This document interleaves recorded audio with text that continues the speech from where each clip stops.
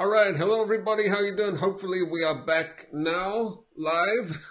Hopefully, we had a little trouble with my camera there, but anyway, we were looking at Risa's video. So why don't we take a look one more time, in case you are joining us right now. So we have one of our members in the private community, Risa, who did a fantastic job. He shared his video challenge. Let me just see if I'm live again here. Okay. And Risa, let's watch his video one more time. Hold on. Hello, good evening, English TV Live. My name is Risa Abdullahi. I am from Burkina Faso. I would like to take this opportunity to talk about a place where I was relaxed a couple of years ago. I went on holiday to Paris with my parents. It is a very popular tourist destination. So just one more time, the pronunciation should be parents. Parents, not parents, parents. Parents. Okay? Since it has various places of interest such as ancient museums and monuments, that is why there are always hordes of tourists. So we decided to go out of season in the autumn.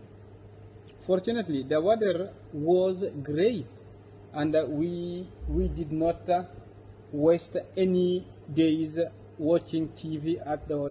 Okay, so a few words there as well were monuments and ancient. Monuments, ancient. We got some good expressions as well, which we're going to look at in a second. Hordes of tourists and out of season. It was a memorable holiday. We enjoyed breathtaking views from the top of Eiffel Tower. It was a memorable holiday, memorable.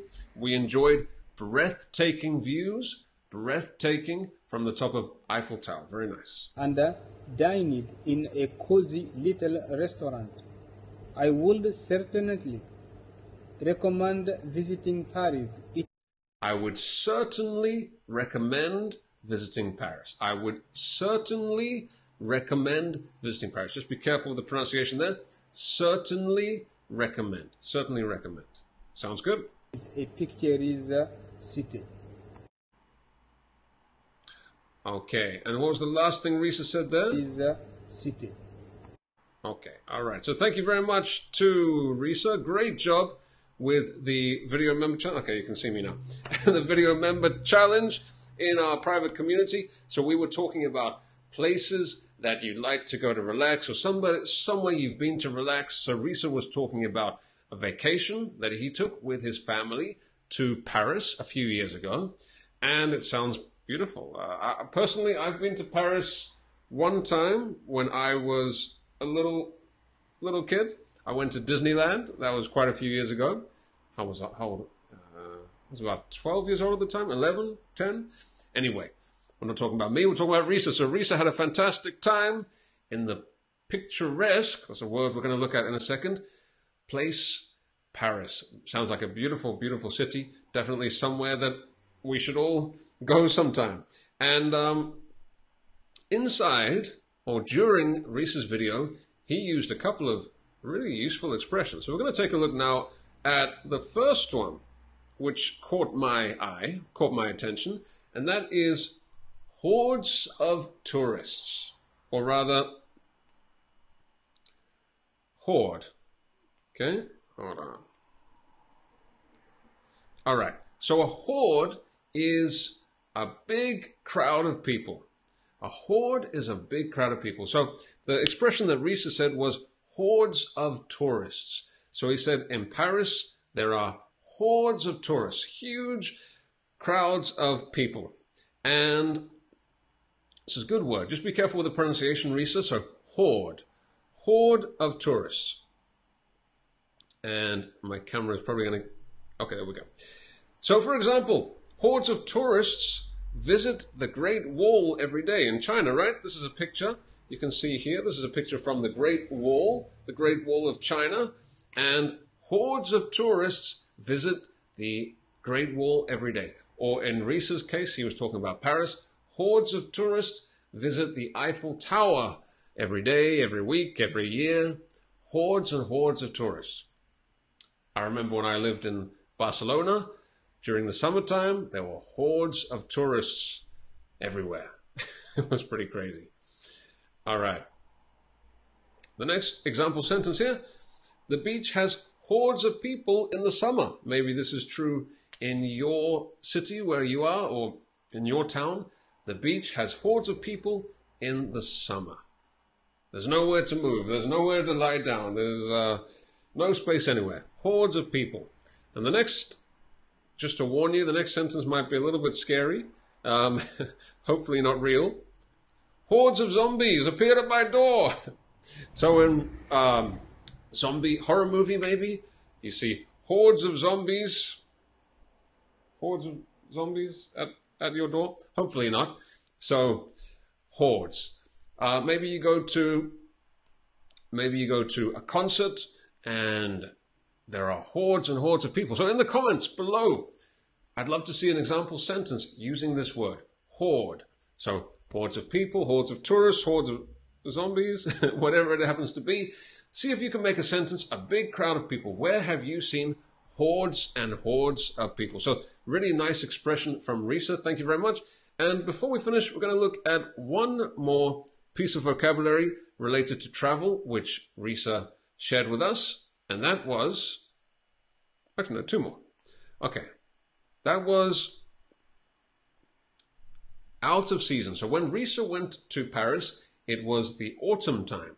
So it was not the summer, it was out of season or the low season. And I personally agree with Risa. I think this is a great time to travel during the low season. I personally would probably say the low season when it's out of season. You might even say the off season, I think, as well. So during the low season, as you can see in this picture here, there are not many people on the beach. It's pretty empty. It is out of season. It's the low season. So remember in the picture before where there were hordes of tourists? So hordes of tourists would be during the high season or the peak season. Hordes of tourists usually at that time. But maybe if you go during the low season, then it's much better. I prefer to go on vacation in the low season. I prefer to go on vacation in the low season. So a very nice example there again from Risa, full of good vocabulary for travel today. And yeah, again, let us know in the comments. Do you prefer to travel during the low season or the high season? Which one do you prefer and why? Myself and Risa, we prefer to travel during the low season. I think September right now is a very nice time to travel in Europe, for example. The weather's still pretty good, but it's not as expensive, not as many people, so pretty good time to travel. And why don't we take a look at the comments here, just for a second before we look at the last vocabulary. Over on YouTube, Lolly Lolly says September is low season. That's right, yeah. You don't need to say a low season, just low season. Fikriye on YouTube says, in the first day of schools, there are hordes of students and parents in the schoolyards. That's right, yes. First day of school. Yeah, the peace and quiet is over for the teachers. And hordes of children and students and parents come into the school. It's a very nice example. Fikriye. Morella says, hordes of people were seeing the live open-air concert of Vasco Rossi, a famous Italian singer. Famous Italian singer. Just be careful with the order. Not Italian famous singer. Famous Italian singer.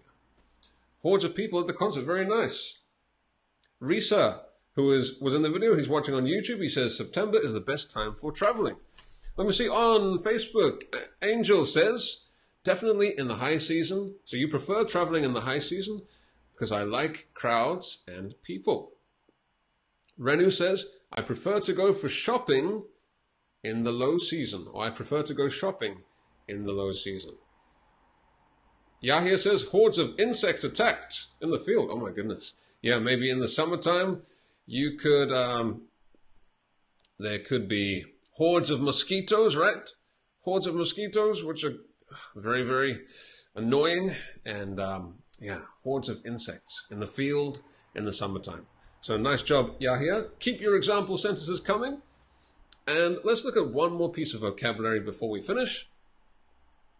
And that is breathtaking or picturesque. So these are also two words that Risa used in his video challenge. So breathtaking or picturesque. Very beautiful picture here, huh? Very beautiful picture. So breathtaking, it takes my breath away. It's so beautiful. Or very picturesque. Picturesque, the scenery, usually for scenery, picturesque view. It looks amazing in pictures, in photos. So picturesque, so beautiful. And this is in Norway, unless I'm mistaken. This is in Norway. I can't remember what is the name. If somebody in the comments can tell me what the name of this place is in Norway. Very picturesque, very breathtaking. The view from the top of the mountain was breathtaking. Again, in the comment box below, see if you can make some example sentences with these words. Just be careful with the pronunciation. Breathtaking and picturesque. All right, that's about it for today, everybody. Sorry about the little problem with my camera. It's awake now. Hopefully she or he will be awake from now on. But yeah, if you would like to follow us on Instagram, make sure you're doing that. English TV Live is the name of our handle on Instagram. Today on Instagram, we have a post from one of our teachers, Terry, a personal post. I recommend you go and check that out. We have different challenges. Yeah, vocabulary challenges, personal posts, videos, all different types of things happening in there. But with that said, I'm going to leave you guys in peace now. I hope you have a fantastic Wednesday. Happy hump day, everybody. Stay tuned to English TV Live. If you're in the private community, don't miss Real Talk with Natalie at 3:30 p.m. GMT, talking about appearance with Jacob. Okay, everybody, I'll see you in the comments in a second. I'll come and reply to some of you, many of you. But that's about it for today. English TV Live, signing out.